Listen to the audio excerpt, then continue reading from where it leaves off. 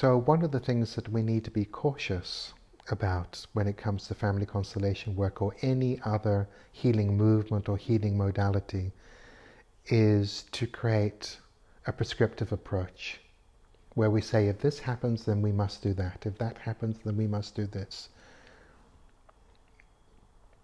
And so I've even heard people talking about the use of healing sentences that we employ in family constellation work and wanting to know exactly when to use a specific healing sentence, as if it is some kind of allopathic medicine that we write out a prescription for.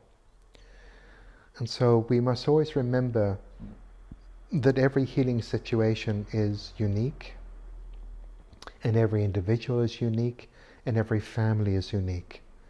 And so we must move into this place of having total respect for the individual and the family system for which we are working in that moment. And so sharing a healing sentence such as, "You are the big one and I am the small one," may not be appropriate in every case when the child does feel bigger than their own parents. And it's really about taking an individual approach and not saying, well, you have this problem and I now have the solution, and the solution is for you to say that sentence.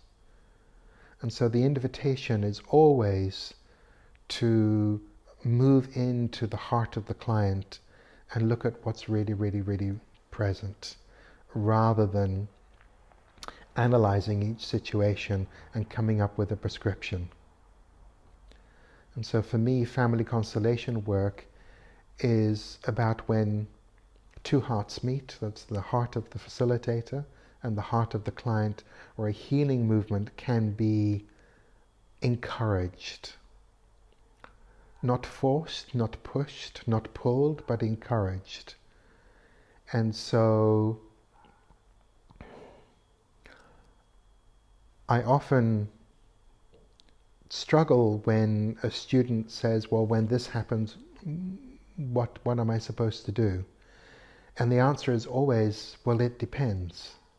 It depends on who's sitting in the chair next to you.